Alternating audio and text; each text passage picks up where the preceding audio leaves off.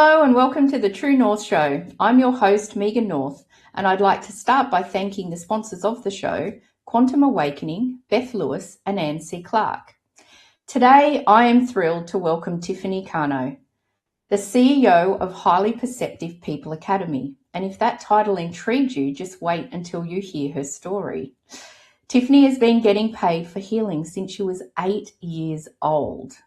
Today, she works with empaths, intuitives, transformational coaches, and workshop leaders, the very people who spend their lives holding space for others, helping them identify and heal their own blind spots, strengthen their boundaries, and trust their intuition more deeply. Because even the healers need healing.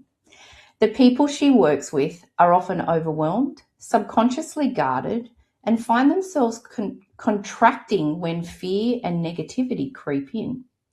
Tiffany helps them feel safe, confident, and deeply aligned so they can show up fully and open themselves to receiving more money, more love, and more joy. She is the author of Sacred Body, Sacred Soul, and the soon-to-be released Love, Seen, Heard, as well as co-author of Women of Wisdom and the Art of Connection. She's also set to be featured in 3 upcoming transformation movie documentaries. So we've got Pillars of Power, which has just been released, and then Frequency of Miracles and Rise of the Lioness, which will be released later this year and early next year. And then, if that wasn't enough, Tiffany is the creator of the Soul of an Empath podcast, the Knowing You Show, and the Highly Perceptive People online program. She is quite simply someone who has dedicated her whole entire life to helping others come home to themselves. Tiffany, welcome to the True North Show. I'm thrilled that we're having this conversation. Thank you. I loved your commercial about intuition and soul guidance. I mean, that is what guides my entire life. Yeah, absolutely. I love it. I love that. So Tiffany's been healing people since she was 8 years old, and the work she does today goes deeper than most of us could ever imagine. Stay with us because after the break, she's going to take us into the world of empaths, intuition, and what it truly means to feel seen, heard, and loved.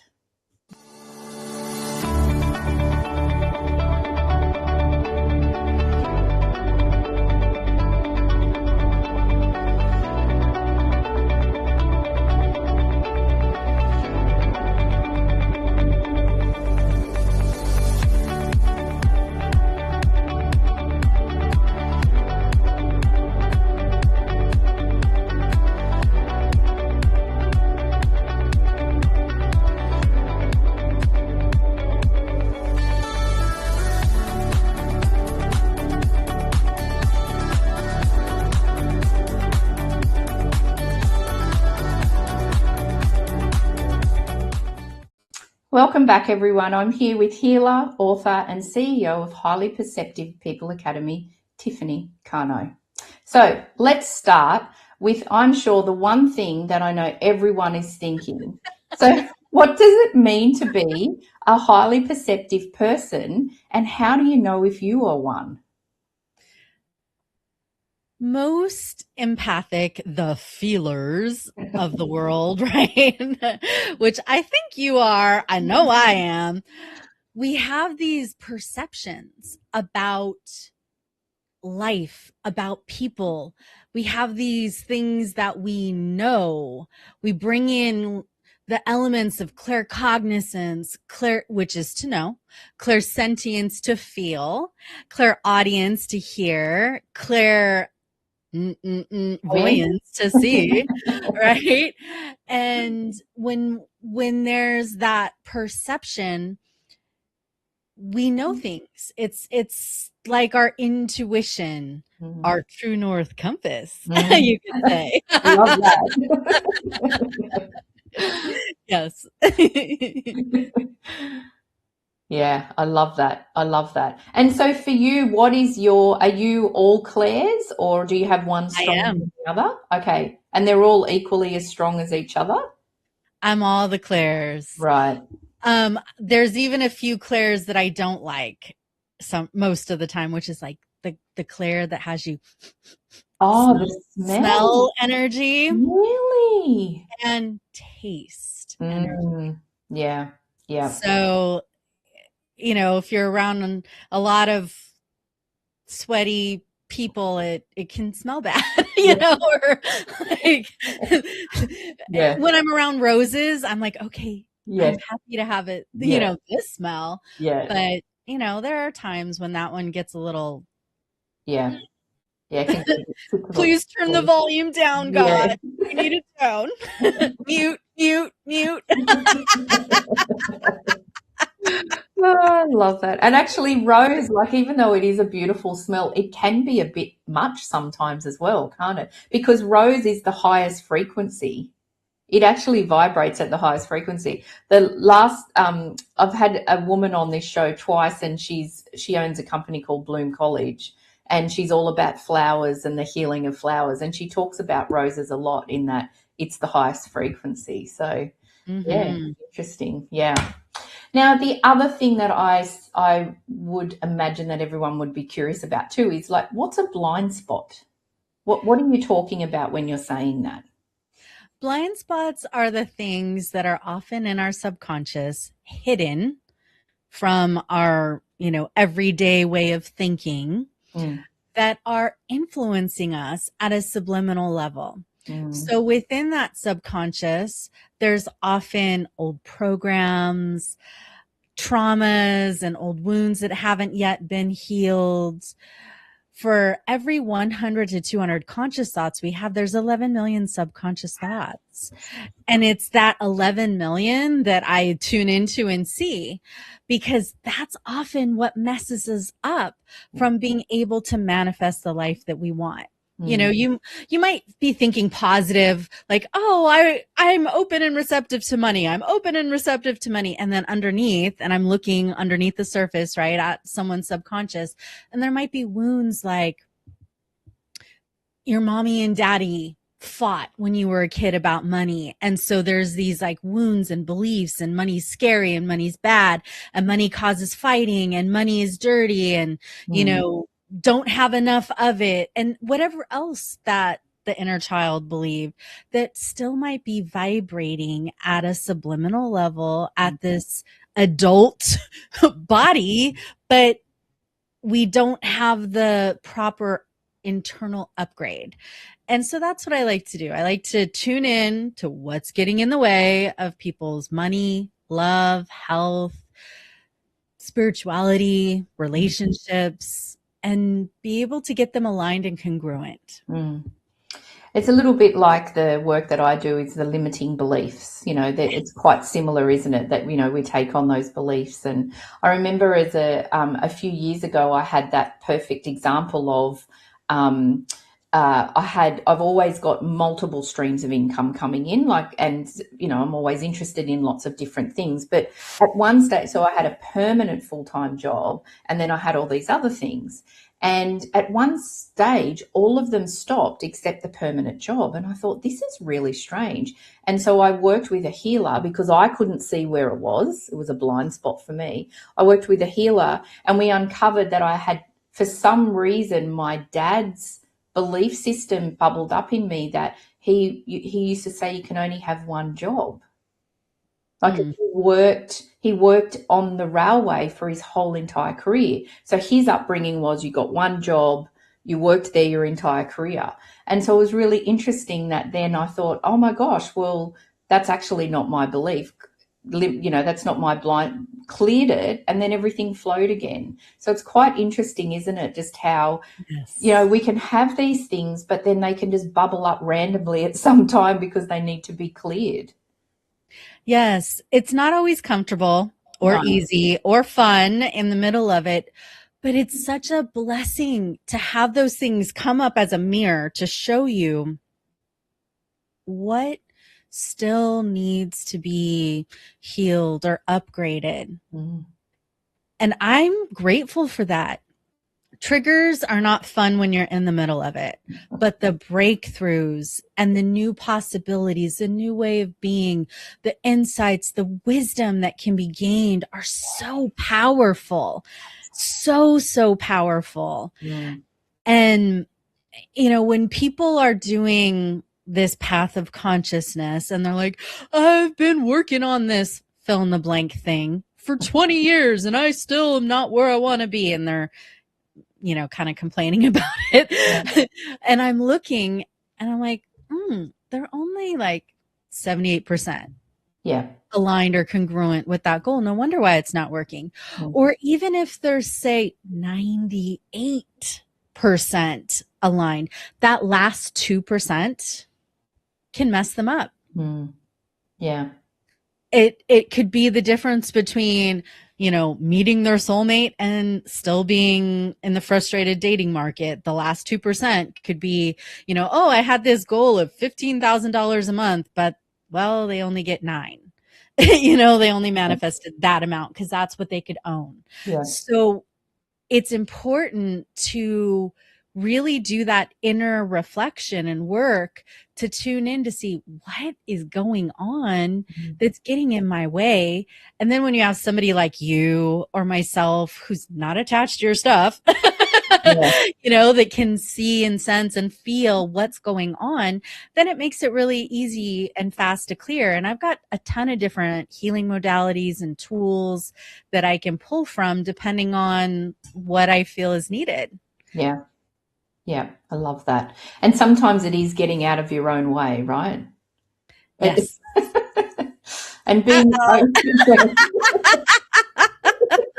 and being open to explore, because I feel like sometimes as well, it's like I have that mindset shift of I'm going to explore what it is and let's work on it and be excited about it.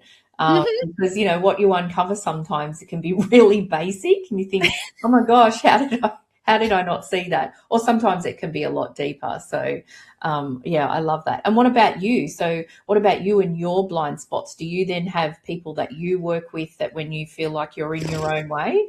Yeah. Absolutely. Yeah. Recently, I uncovered a blind spot about how I was rationalizing and justifying something. And it got me in hot water with someone important to me. Right. And so, again, like in the middle of the trigger, it is not fun. But seeing that, and then at first when I saw it, I was still defending myself to myself. And then I was like, wait. I would rather have peace than be right. Yeah.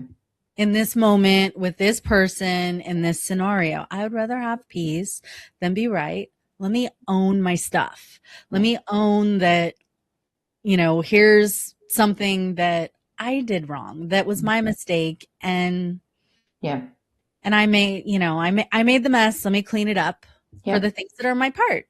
Yeah. Yeah.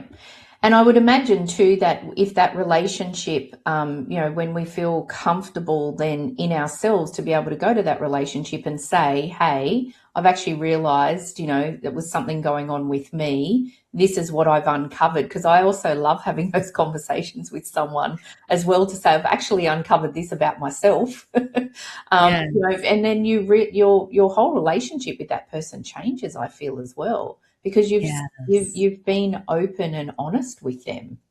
I love that. Wow. Yeah.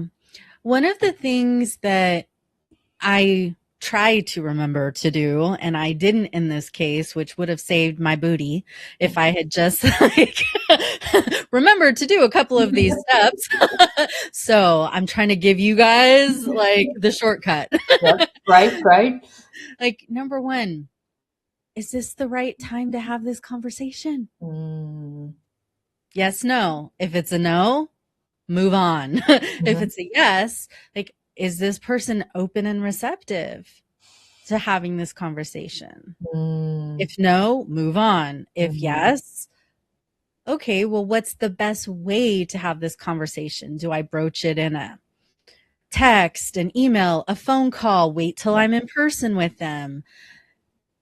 And then, like there's a lot of these little steps that in our human dynamics and relationships that if we don't take the time to actually ask these little nuanced questions, it can, sometimes cause even more unintentional harm. Yeah. Because I'm sure, like you, I've been getting downloads, intuition, and messages my entire life. And I assumed the first part being the bigger part of the word, right? I assumed that because I got the intuition that I was meant to say it, that I was meant to have that conversation, and immediately, and wow, I learned that was not always the case. So my go-to question is,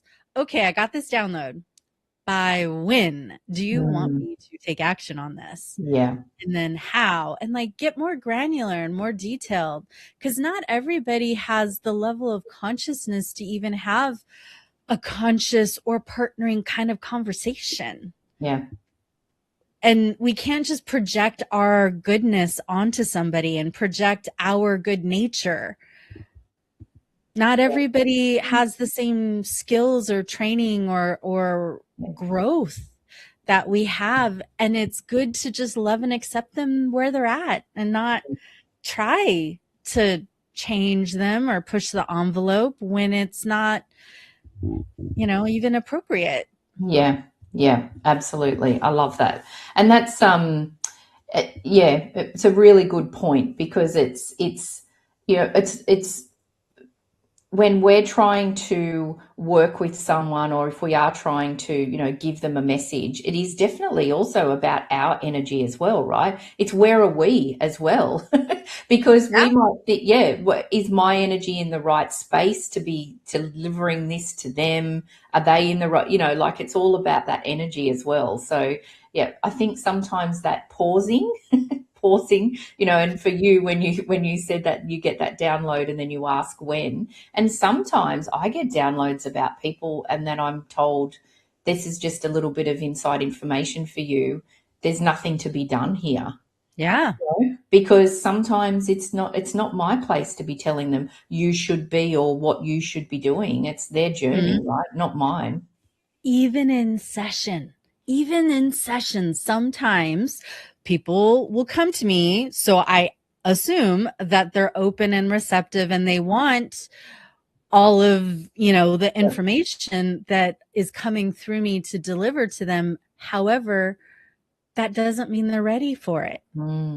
So I learned that mistake too in my 20s and 30s doing, because I've been doing paid healing sessions for a long, long time and teaching transformation workshops for over 30 years. So we have to be kind and care about the person on the other side. Yes. Sometimes that information comes to us as healing practitioners just simply so we can include that quietly in the background of what's being cleared for the person. It doesn't mean that it's meant to be talked about, because it might actually make them feel bad about themselves or embarrassed or whatever.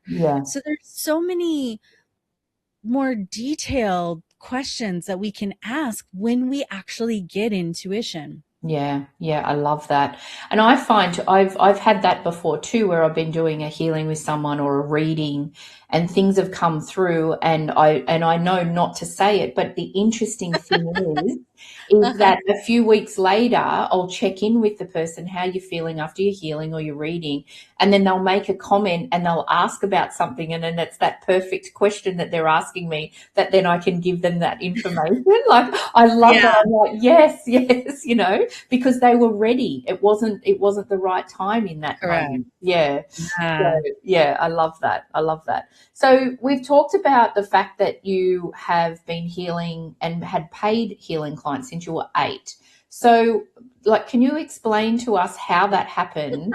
How did you know at 8 that you were a healer? Was this a normal thing in your household? And how did it come about that you knew at 8 that you could charge people for this? Give us the Okay. whole story. Okay. We've So got first off, time. I did not realize that other people couldn't see energy, see auras, communicate with animals. I didn't know that as a kid. I thought everybody could. I thought everybody could talk to God. I didn't know that that was more rare. Mm-hmm.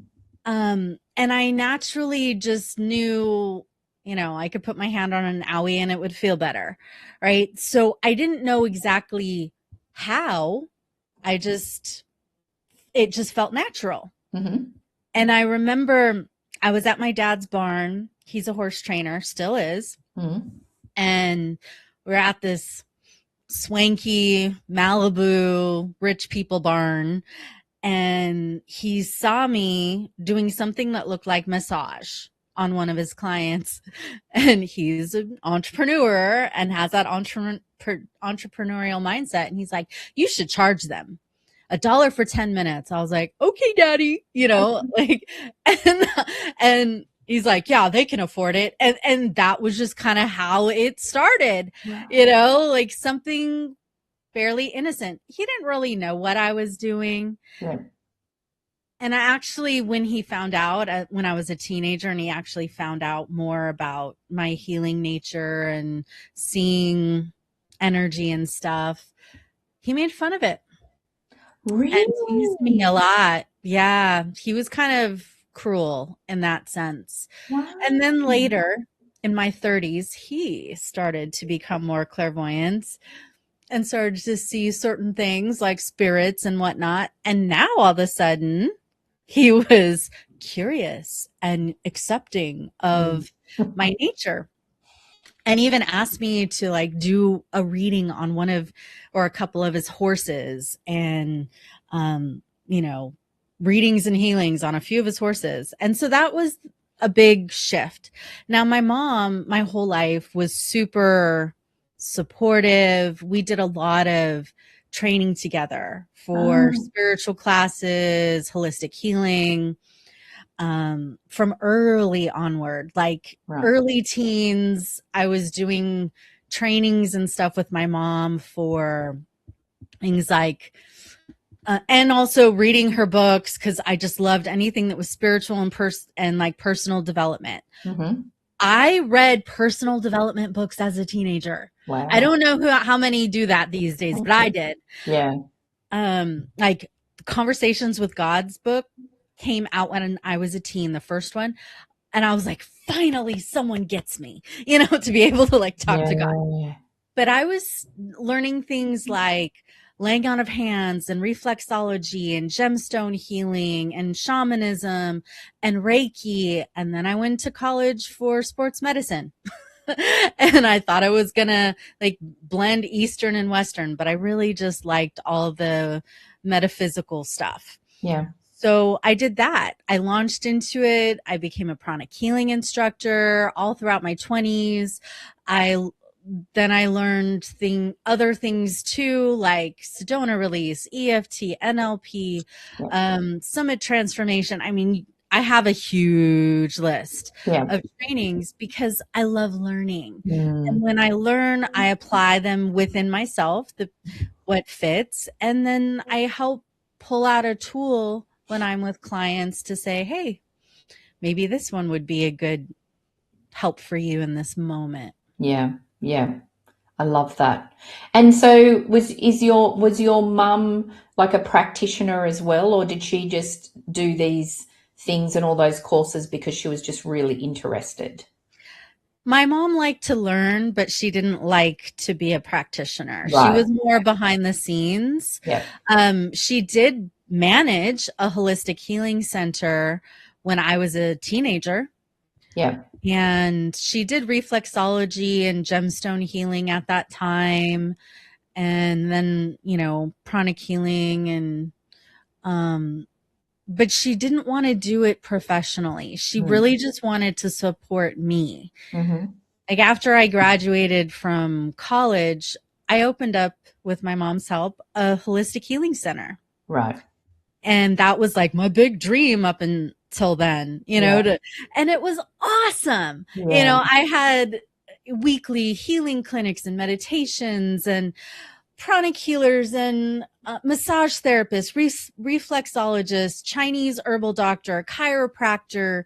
I mean, we had all these different practitioners there, and it was so great at Mm. first. And Mm. then this travel bug got ignited in me, and I just wanted to travel the world.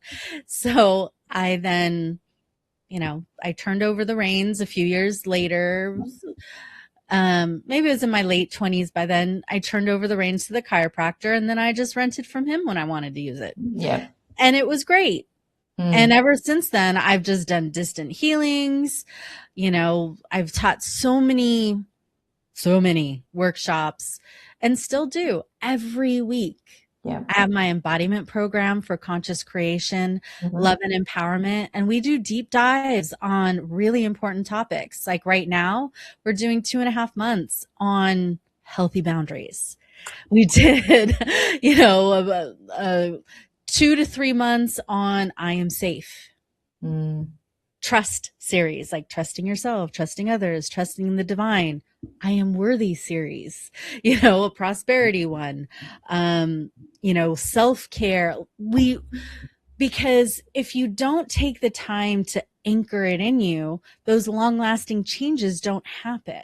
Yeah. That's why I infuse it into my embodiment program. Yeah. I love that. Yeah. Yeah. Yeah. That's it, because we can do all of this work and the energy work, but still in our head. But if we don't feel it and we don't get aligned to it and then we don't embody it, then it sits still in our head, right? But Right. we're not then living it per se. Yeah. Yeah. And so obviously this is the True North Show and we talk about purpose. So when you were that 8-year-old girl and you started on this journey, did you know that this was your purpose? Well, when I was that age, I wanted to be a veterinarian or an astronaut. But I have always had this heart to serve. Yeah. And I've just explored, well, how can I serve? What's the best way to serve?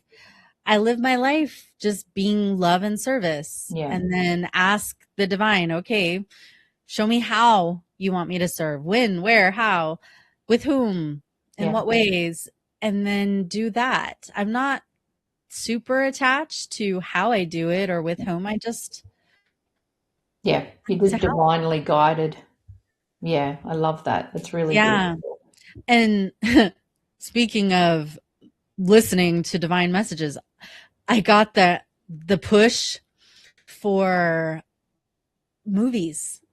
Like my personality would rather be in a meditation cave and just doing Zoom classes and, like in my little bubble. Mm-hmm. But I had 2 different people approach me about being in transformation documentary movies within 2 days of each other.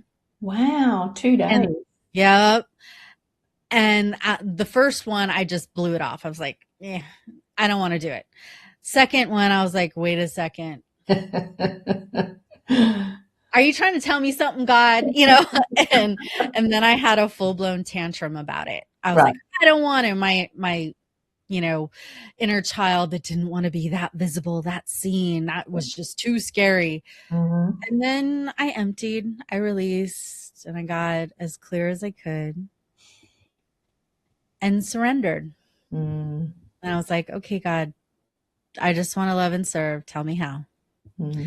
And I got the yes for Pillars of Power, discovering the hidden secrets behind achieving greatness. And that movie literally just came out a few days ago. And we're doing a whole global movie tour with, screenings globally at various theaters, companies, and media centers. So if you want me and our movie and the A-listers that are in the movie to come to your area, to your part of the world, just reach out to me. And on my website, which, has been popping up here, you can just schedule a time and talk to me about it. And then because I said yes, I took the action and I was living in divine action, right, for Pillars of Power. Then a few days later, I got the yes for Frequency of Miracles. Wow. So I was like, okay, stretch and grow me some more. Why don't you? And I was like, stretchy, growy. I bet we're doing this. And so I said yes there. And then even in the last 2 years since I said yes to those things, I've had to do a bunch, like hundreds of healings on myself and or having other coaches and healers work on me to feel safe to be this visible, because there's a whole new level of safe to be visible when you're in a major movie. And I knew it was going to be in theaters, not just go straight to a streaming platform, like an actual movie. And we have cast in those movies that are from the original Secret movie that came out 20 years ago, like Lisa Nichols, Jack Canfield, Marie Diamond, John Assaraf, Dr. Joe Vitale, Dom Dory Cordova was in some of the early documentary movies. Reverend Michael Beckwith. There's just an incredible cast in these films. And I was looking clairvoyantly at the audience as we were doing this screening, and I could see people's auras getting brighter and shinier and stronger and more healed. And I was like, okay, this movie with these people, the way it was edited, the movie, the music, the editing, like the storyline, all of it indeed is transformational. Wow. People walk away a different version of themselves. Wow. And that's something that I'm proud to be a part of. I am so honored to be, among these great, transformation leaders and spreading a message like that throughout the world. And then later this year, Rise of the Lioness, The Power of Feminine Leadership, and Frequency of Miracles will be released later this year, early next year. And I look forward to helping again in those ways, right? Yeah. When you live a life of service, it's often not an ego based life. I mean, there's some people do that, but when you're truly empty and just saying, God, use me, I am thy vessel, God's going to take you out of your comfort zone. God's going to take you out of your nice little comfortable comfort zone and give you a shove so you can work out karma, learn lessons, and help other people, right? So it's a 3-for-1 kind of a thing. A threefer. If you don't want any of this, don't ask. Wow. I love that. But if I didn't ask to be of service, I think I'd be pretty miserable and unfulfilled right now. Very empty. Yeah. The wrong kind of empty. Yeah. Like the lonely, apathetic kind of empty versus I just get to be in the stillness and peace and quiet and emptiness, allowing God to just flow through. Yeah, it's beautiful. Wow. And so, I mean, obviously you've got a lot going on at any one time. So what about your mental health and well-being? How does that play a part in your life? Do you have, obviously you're a healer, so meditation and connecting to God would be a big deal for you.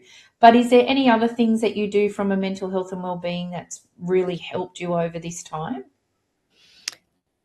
Definitely meditation is at the forefront. Yeah. And I want to get back into the habit of doing a one day, like a solid day of meditation and fasting a week. I used to do that. Oh, okay. Um, I'd like to get back into that habit, or at minimum once or twice a month, you know? Mhm. And Yeah. then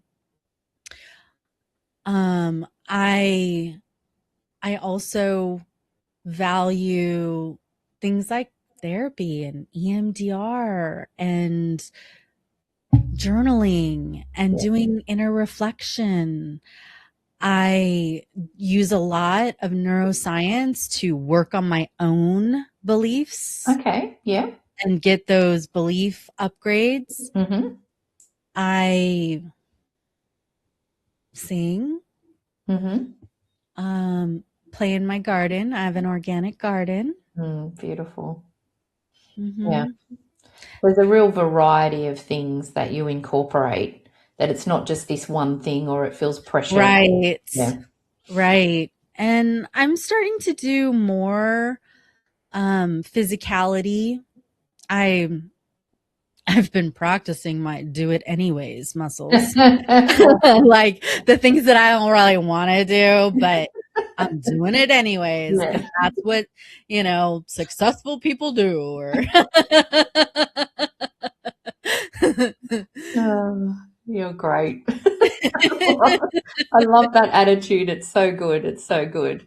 And what about grounding? Like, how do you do? Have you got any particular grounding rituals that you do? Because obviously, connecting with God and Creator and doing meditation, that sort of thing. Sometimes we can be in a 5D world, and we need to sometimes come back to this 3D world.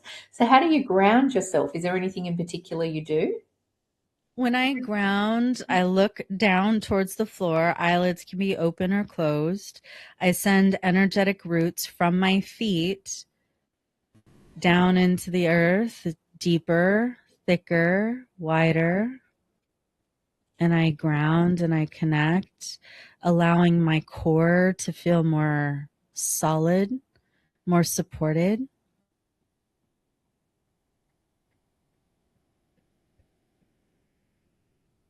So it's not just meditating and connecting above, it's also connecting below. Mm, 'Cause beautiful. when you're grounded, that's when you can manifest things easier. Mm, yeah. Because you're present. Being grounded for me is really being present. Like I'm right here in this moment.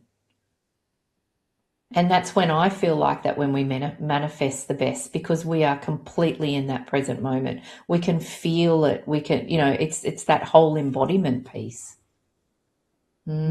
Beautiful. Wow. That was, I would imagine that because I could just feel that happening as you were doing that. So it'd be interesting if anyone, when people are watching, please put comments in to let us know that you felt that too, because it was really funny that everything has just gone really quiet in my street as well. Like there's no noise. So it's really beautiful. Thank you for that. That was Mm-hmm. really beautiful. So why do you think that some people aren't living to their highest potential? Like what is it? Fear, Yeah, okay. fear, Fear. fear, fear. Usually fear masquerading as um, some sort of wound or self-limiting belief or negative family legacy or negative past life bleed over experience that is causing one of the four trauma responses: fight, flight, freeze, or fawn. Mm. Fawn is the people pleasing one, right? It's not Oh, talked about very much. Fight, flee, freeze yeah. are, but like the people pleaser, like that's the one that has a lot of people not have their clear yeses or clear nos because they want to do something that they think will make the people in their lives happy, but they've lost themselves in the process. I also notice a lot of codependency and enmeshment bonding patterns happen with the fawn trauma response. Yeah. I would say my biggest one though that I still work through is looking like a deer in headlights and freezing. Yeah.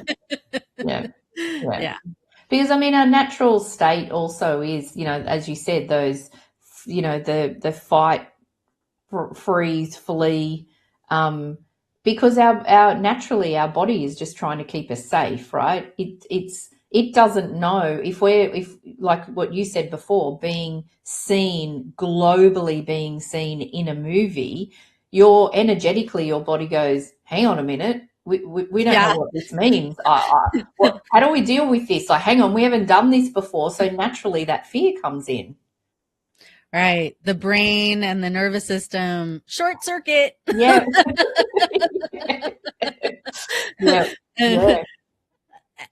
And, it's important to observe that. That's just kind of part of the human experience until things are more healed or transmuted, or you've built up enough of the right muscles, the do it anyway muscles, for example, to, bring that into your everyday world. Yeah. And there's a lot of different somatic release techniques.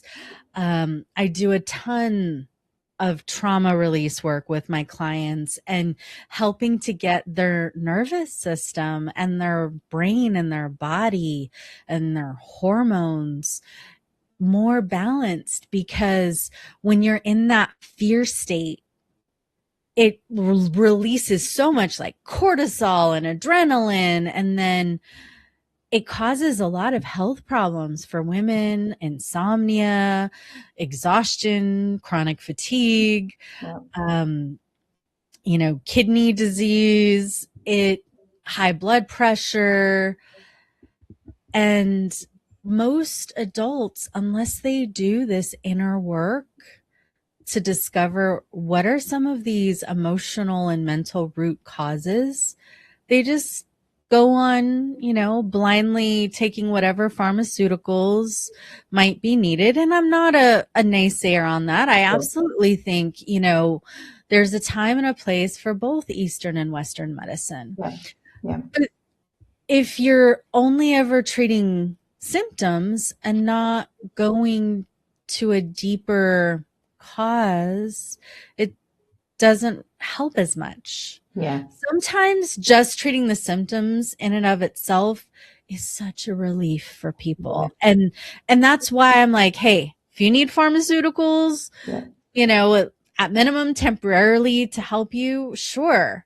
Trauma medicine, if you're in a car accident and your body is all mangled and broken, absolutely get on pain meds, right? But to survive on that, well, maybe there's some other things that could be looked at to heal and transform. And, I think the thing is too, is that, I've been on my healing journey for a good, 25, maybe 30 years. And when you first start, it's tough. Like you really, and often when you start, you're dealing with the deepest, darkest things of what you want to heal, right? So it's not an easy journey, but what I love to tell people is the more you work on yourself, the easier it does get, because it gets quick. I'm sure you're the same, that sometimes things come up and I'm like, I already know what that is. Work through it, do a quick healing, I'm done, because I can work through things quicker now, because it's not the deep, dark things that I had holding me originally. Some things I can let go of faster. Yes.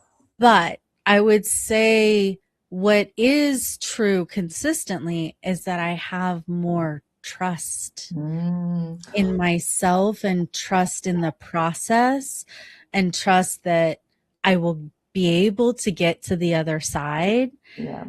And I don't need it to be fast. I just need it to be thorough and deep. And there are times when I just like, I give everything to you, God, and I don't even look at it. And then there are times when it feels appropriate to say, okay, where in my body am I feeling this? What am I feeling? What's the earliest time in my life that I felt this way? You know, what's the memory or experience that this is connected to? Okay, let's do some clearing on that. And then that will give me the biggest, fastest breakthrough. Yeah. So it can, depend on the situation. I think for me, I had a lot of layers of numbness, so I couldn't even feel. I couldn't even feel what those deeper things were. So it's more like unpeeling the layers. And I don't like to say layers of the onion. I like to say the layers of the artichoke, because then you can get to the heart. Oh, I love that. Oh, that's beautiful. I love that. Yeah. So I think I started wherever I started, but I got to deeper layers probably in year, 15 to 30. Yeah. of doing the inner work. Yeah. Yeah. Yeah. And there's still work for us until we get to enlightenment, and then yay, we're in enlightenment. But until then, just sit back and enjoy the ride. Stop pushing, stop forcing, stop beating up on yourself for still having stuff. Just let go and, be the best version of you in the process. Yeah. That's all anyone can do. Yep. And just be really kind. Yeah. To yourself. Yes. Especially. Yes. Yes. Kind to yourself and then kind to others. I think that that's one of the most beautiful traits that anyone can ever be, embody, and, give to others. I think just kindness goes a long way. Yeah, it's beautiful. So we're coming up to the end of our conversation. I'd just love to hear if you've got a quick example of something that you've worked with someone lately, that they've come to you and maybe they had a blind spot about something that you were really curious about and that they've cleared that. Is there anything that comes to mind that you could share? Sure. First thing that comes to mind is a female client who was having insomnia and just couldn't sleep. And when I was looking, I could see that her body was just flooded with adrenaline and cortisol. Her nervous system looked fried, and like some of the circuits weren't completing. And there was a lot of stuck, trapped, suppressed emotions, especially in the front and back solar plexus and heart chakra and Mengmen chakra at the small of the back and in the throat. And so when somebody, their energy and their spine are free and clear, energy naturally moves up and down. But when there's energy blocks, it gets stuck. And in this case, it's stuck in a pattern that was causing insomnia. Right. And then another one of my clients, she was tech phobic. She wanted to be, a coach and a healer, but was tech phobic and just would get so overwhelmed and frozen by anything that had to do with the tech side of being an entrepreneur. And there's a lot. Yes. We're in an online world with our businesses. Yeah. And so I did healing on her, but I also gave her access to my brain boosters. So my brain boosters have positive affirmations that go in right ear, left ear, right ear, left ear, right ear, left ear, like binaural. There's also healing frequencies And so it's like a combination of neuroscience and positivity and like retraining of your brain beliefs and programs. So I gave her access to a few of those, like start and finish projects was the first one that she needed. Right. Right. So I have like 25 different topics for that. I Yeah. gave her empowering entrepreneur. I have so many different ones depending on what people need. Like if you need help with forgiveness, listen to that one. If you need help with money, we've got money. We have, ones for grief. God's will is my will. When you're trying to surrender, there's one on spirituality and intuition. There's one for releasing codependency. There's one for, opening up to love, opening up to miracles. Like those are just a couple that are in my brain boosters, and you guys can go, check out the sample for free at my website under brain boosters, and make sure you wear the over the ear types of headset for optimal sound, or at least earbuds when you do it. And then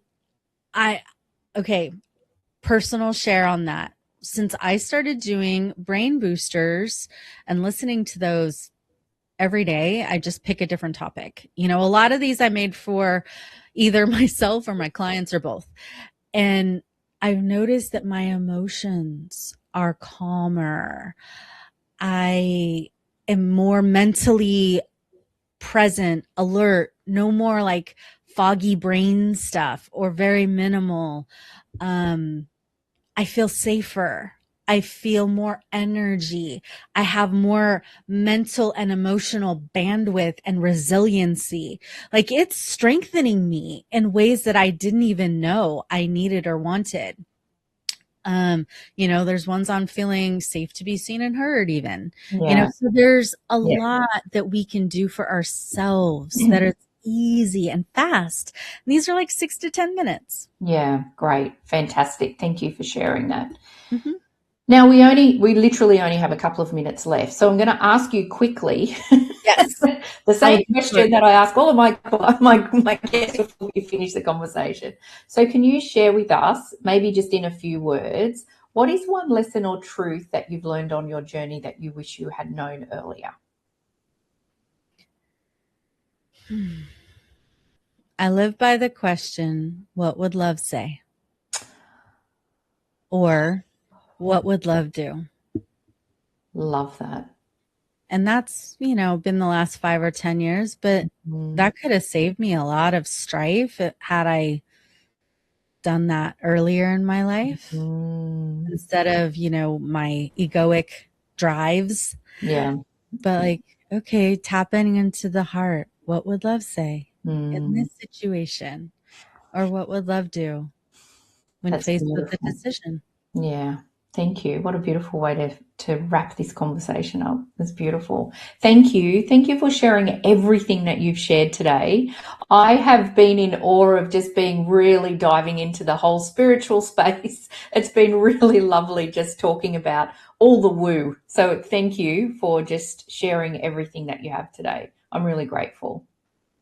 My pleasure. Thank you for having me and for letting me share today. No problem at all. And I'd also like to thank all of my amazing and dedicated guests, my audience, my supporters, my sponsors, everybody who supports this show every week. I hope that you all have an amazing week, and I'll see you all again next week. And again, thank you so much, Tiffany. My pleasure. Thank you.